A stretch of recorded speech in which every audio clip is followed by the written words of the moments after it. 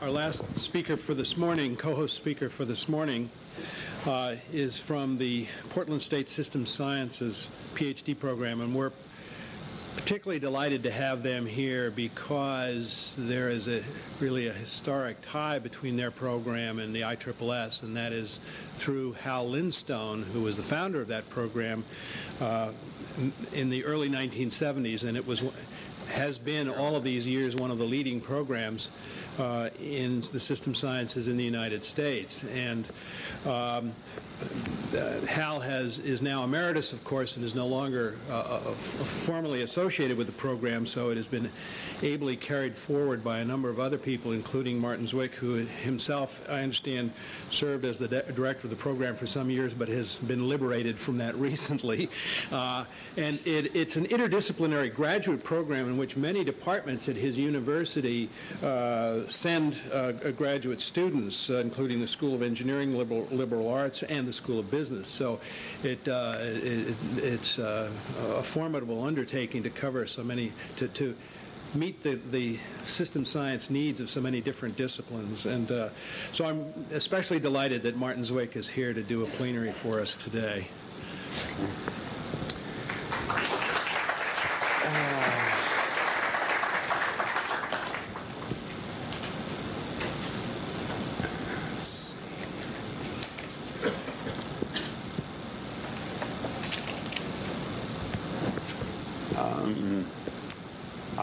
I have a little voice problem that's synergistic with ordinary nervousness, but as soon as I get going, the adrenaline will kick in and I'll be fine.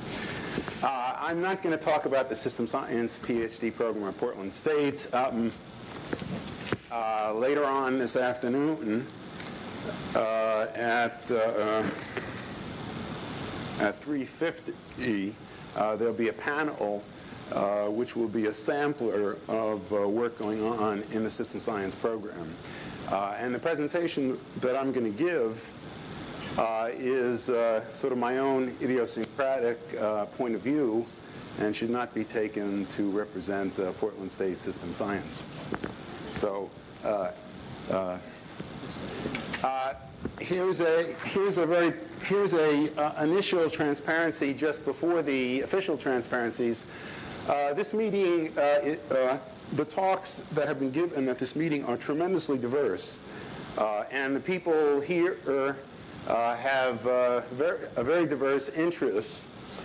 And I think for some people it's hard to make sense of how it all fits together. And my standard idea of how it all fits together is that there are kind of two fields. There's a field of systems theory, which is basically descriptive in orientation, and there's a field of systems practice. They overlap. Actually, this is should not indicate the degree of overlap. They might overlap more. They might overlap less. I think most of the talks you've heard this morning are pretty squarely in the domain of what I would call systems practice, but the talk that I'm going to give is pretty squarely in the domain of systems theory, and in fact, very abstract theory to boot. The title of this talk is Understanding Imperfection.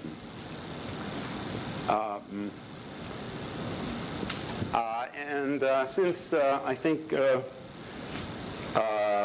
many of you probably have not had the time to read abstracts of most of the plenary talks or most of the talks, I want to read this just to give you a quick précis of my basic point.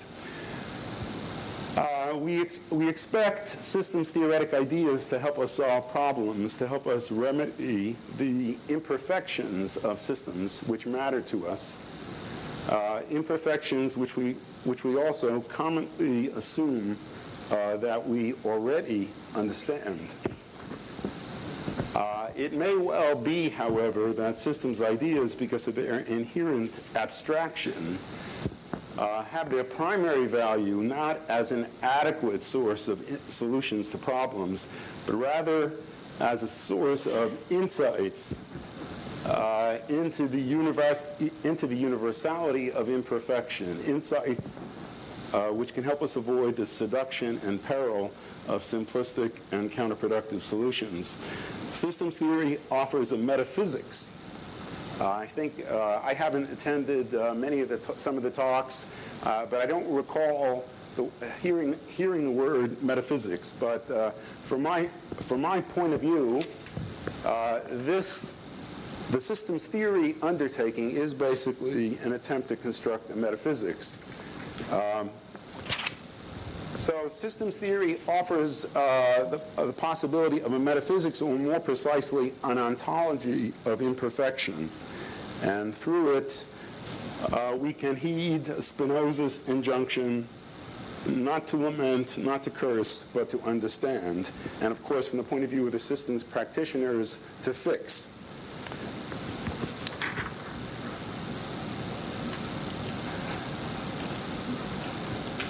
All right, my basic points are fairly simple. I want to initially argue that ideas are primarily for the purpose of insight. And here I want to discuss a particular view of what systems theory is, which comes from Mario Bunge. And he had the concept of the systems program, of systems theory side, not the systems practice side. The systems theory side as attempting to construct an exact and scientific metaphysics. So I'll talk about ideas and metaphysical ideas. The second theme is insight. The purpose of it, or the value of insight, especially is to understand imperfection in the world. And I want to say a few words about imperfection. Then I want to discuss some systems insights into imperfection and talk about the cultural significance of this point of view.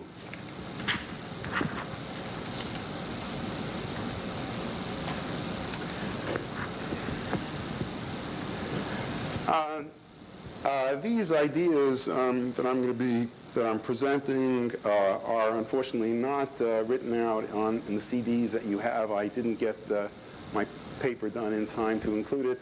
I have written some in this direction, and so I have with me copies of articles if you're interested in this point of view.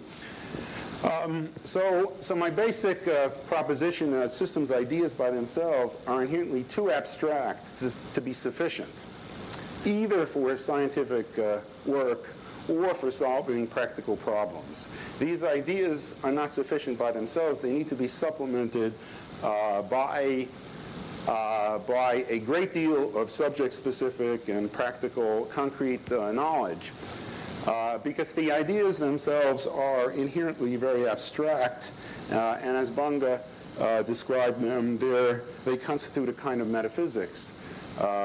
Now, what he means by metaphysics is not an inquiry into questions like the existence or non-existence of God or free will or questions of that sort. That isn't what I mean or he means by metaphysics. Metaphysics refers to a set of general ideas about phenomena that are ubiquitous in the world, like order and disorder, dynamic, stability, instability, growth, development, morphogenesis, information processing, learning, adaptation, competition and cooperation, and so on.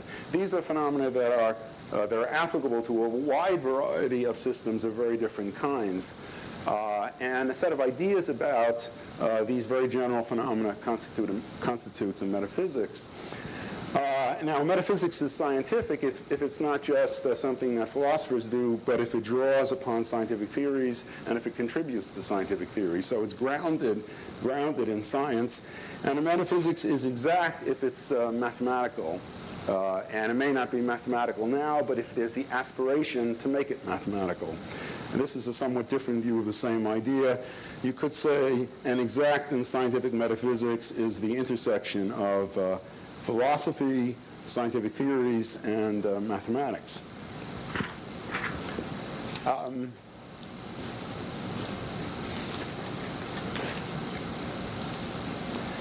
right, Now, as I argue, this is not these abstract ideas are not by themselves sufficient. They need to be grounded in order to be really useful. And on the systems theory side, the way this is accomplished is kind of described by these pictures.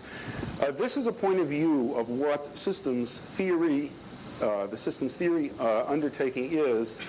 That was held by many of the so-called founding fathers of the systems movement. This point of view was that of Boulding and von Bertalanffy and Ashby and is Bunge's point of view also. And I think probably many of you here are quite familiar with this and quite familiar with many of the ideas that I'm discussing, maybe all of them.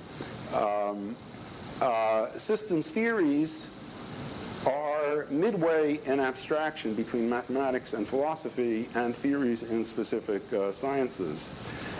And you develop, you achieve an exact in scientific metaphysics. You develop systems theories either inductively by finding isomorphisms. And for example, the list of isomorphies from Lynn Troncalli that was just shown in the previous talk exemplifies the inductive approach to systems theory by looking for common phenomena, common theories, common models, isomorphic theories and models in the various sciences. And then there's the deductive route from mathematics or philosophy.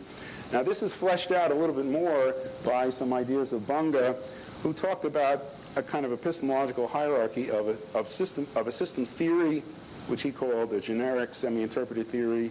This is the exact and scientific metaphysics. Then you have a theory in a particular discipline. A theory embraces a set of models.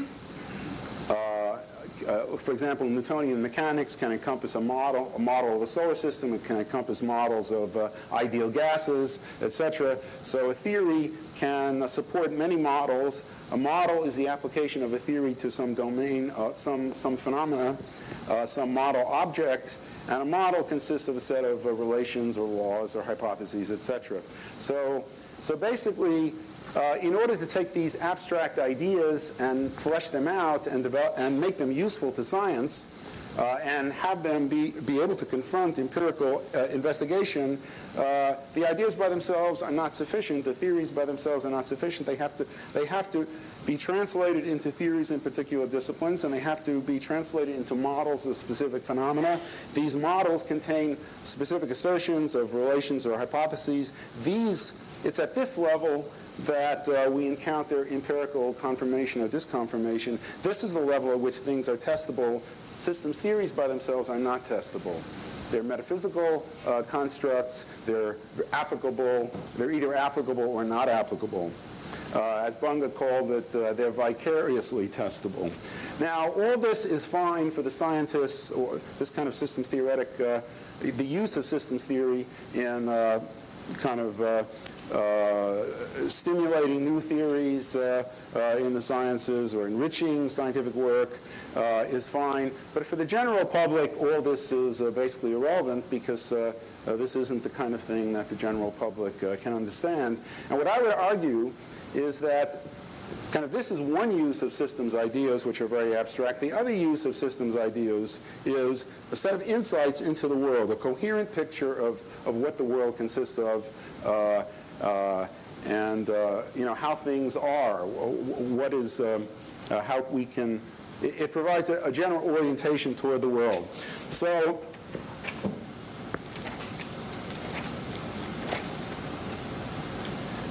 So it provides, these abstract ideas provide insight. What do we need insight for? And I would say, first and foremost, we need insight into kind of imperfection. And by imperfection, I mean pathologies of systems or problems of systems, difficulties.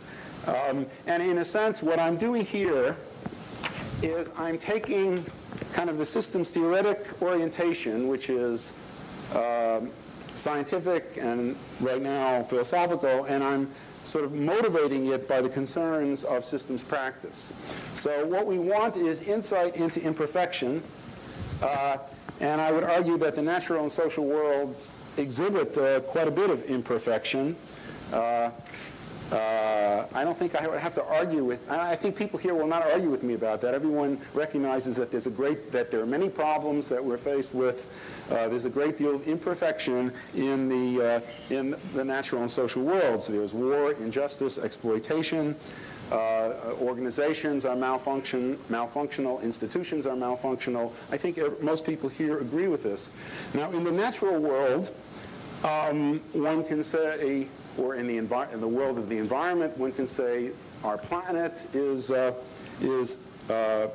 under a condition of threat. Our planetary environment is in danger. This is an imperfection in the present situation. In the biological world, on a much smaller scale, there's disease and suffering. In the psychological and behavioral worlds, there are imperfections in our characters and our behaviors. So imperfection is ubiquitous. And I'm not speaking about imperfections in our models. I'm talking about imperfections in the world, in all aspects of the world. And I would try to encompass imperfections in our models by talking about a, quote, modeling subsystem that organisms and organizations and societies have, and these modeling subsystems are imperfect, and so they generate models that are not so good. Now, the whole notion of imperfection implies some agent who has interests. That is from the human point of view, we are the ones who say that the world is imperfect. But it's not just the human point of view. There's a broader reference frame, which is the reference frame of all living systems. That is, a living system is a system which has interests. You can define a utility function for it. In narrow biological terms, you can speak of fitness, but utility is a broader idea. So for systems that have interests, it matters whether imperfection is relative to systems which have interests. And I would argue that it's not simply in the eye of the beholder. There's a sense in which to speak about imperfections of systems is relative to a beholder or relative to a set of values. That is, the actual world does not match with the ideal world as we wish it to be. But what I would emphasize is the objective reasons for the mismatch. That is, I would say imperfection, that there are many deep metaphysical, ontological reasons for the fact that there are problems. Problems are ubiquitous, they're universal, they're deep. So they're not simply in the eye of the beholder, they're objectively there. Now, I just put in this, I wanted to say a word or two about the view that, that there are some people who believe that the world is perfect just as it is. But I don't know if there's anybody here who believes it. There might be a few people who believe it. And it's possible to have a certain point of view in which everything is right just as it is. But I think at the level at which we normally live and experience the world, it's not true. And even if this were a higher truth, the highest truth is not the whole truth.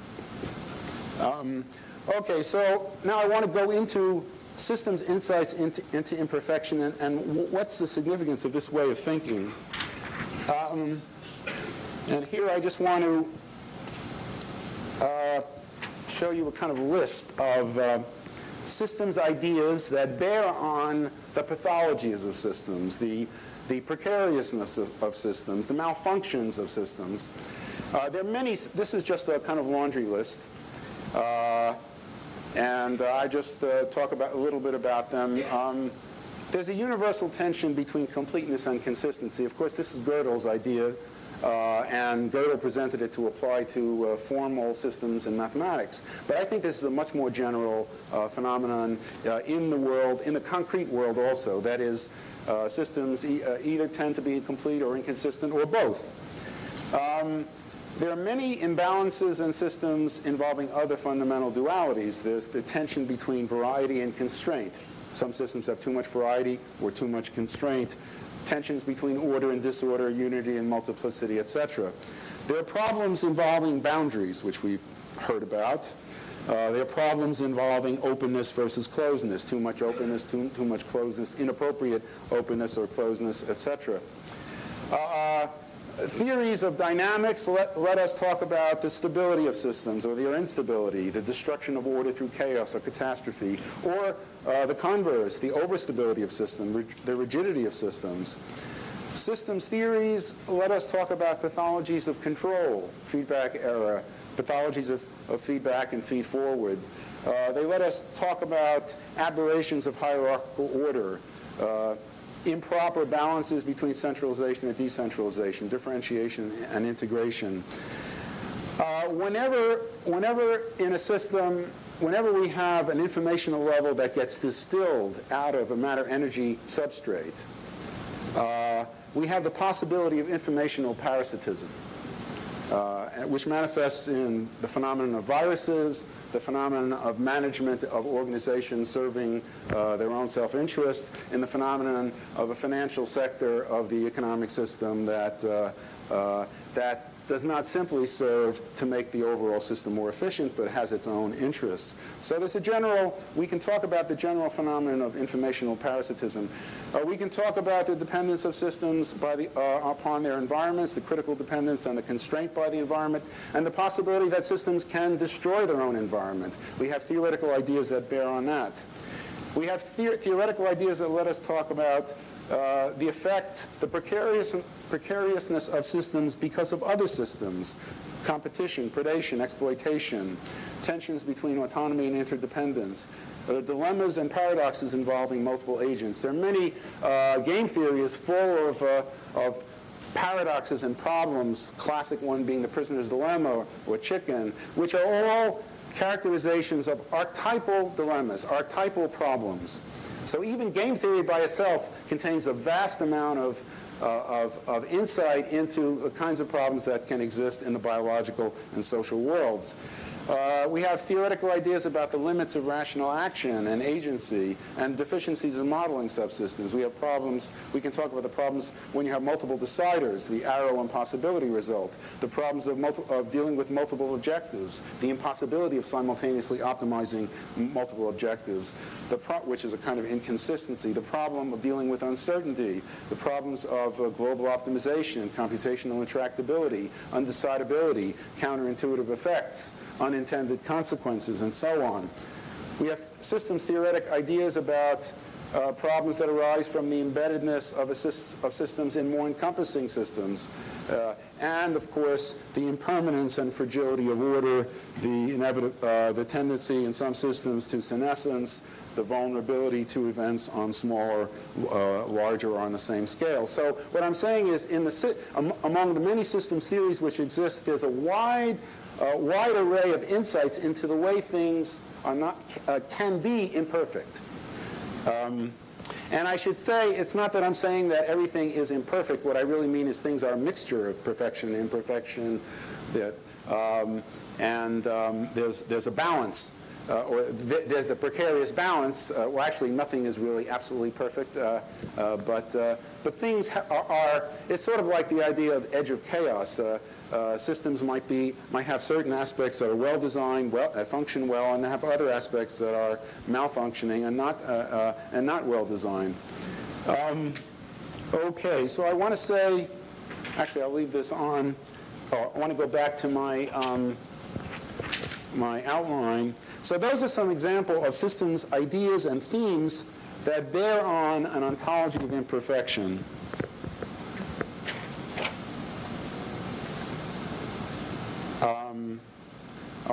I left out some ideas. I want to just mention that this whole point of view is basically a agnostic perception of the world, or a Kabbalist perception. The idea is that any system is a partial whole. It's limited.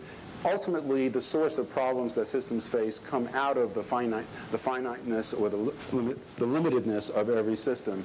And although perfection does not exist, perfecting exists. And maybe that's better anyway than perfection, because if things were perfect, the show would be over. All right, I want to say a few words about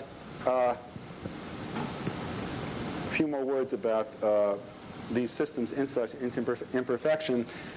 There does not now exist a systems kind of a metaphysics of imperfection, an ontology of imperfection, because we have all these various theories and models and ideas, and they don't cohere. The systems program is trying to construct a theory of everything in a very different way than reductionist physics. From the point of view of reductionist physics, everything is quarks and leptons, and there is no imperfection. But from the point of view, from a system's point of view, every system is kind of ontologically equal to every other system. It's a point of view that emphasizes not the fundamental, but the central. And so we're looking for a theory of everything of a different kind, which is a very difficult task. But if we try to organize a theory of everything around the theme of imperfections, it's a somewhat more manageable task. It's still extremely difficult, and it's not clear how to do it, how to integrate these systems ideas and theories. From another point of view, maybe we don't have to. We just heard about maybe it's desirable to have a plurality of points of view, a plurality of theories, a plurality of ideas. Maybe we don't need a coherent theory. But I personally am a monotheist, but I do see the virtue of polytheism and multiple methodologies, multiple points of view. The motivation for metaphysics of imperfection is fundamentally moral. That's what this is all about. Spinoza began his ethics with what was really a systems metaphysics.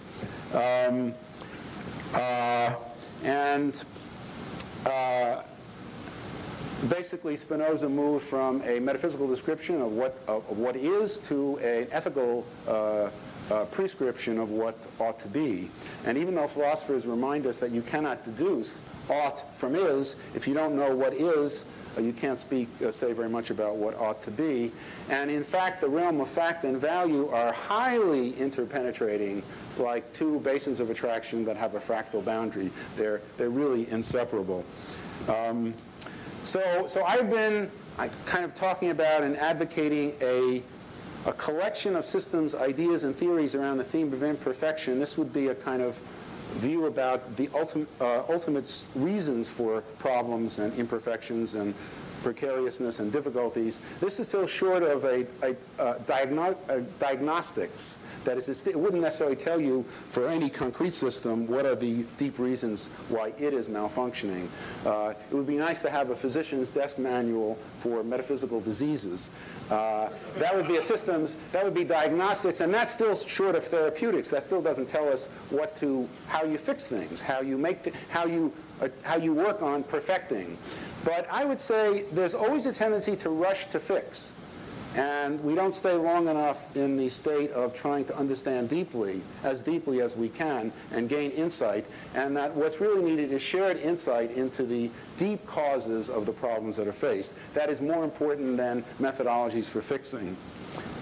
And so I do feel that this is that the systems view has the possibility of contributing to a new cultural coherence. And here, this way of thinking about systems ideas is complementary to the epic of evolution. Is that what it's called? Which is a much more positive image, a much more optimistic image. This is kind of the other take, which is that things are problematic, things are precariousness, and systems ideas are simultaneously useful for getting a sense of positive possibilities and the possibility of a positive direction, of increasing order, increasing harmony. But systems ideas are equally powerful and equally important, and I suspect maybe even more important in helping us understand what needs to be perfected.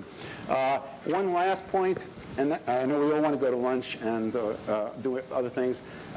Systems ideas have also, they're not wedded to a third-person objective view of the world. They're also capable of being assimilated into a first-person take on the world. And that's another aspect of their tremendous cultural importance. That is, and with respect to imperfection, systems ideas could be internalized by everyone as individuals in their personal lives as a way of understanding our own personal imperfections and the imperfections of the world that we immediately encounter. So these are not just scientific ideas. These are ideas which can be carried as personal knowledge by individual people. And this is, I think, their wider value. So let me close the circle, go back to the beginning of the talk where I stressed that these ideas are very abstract.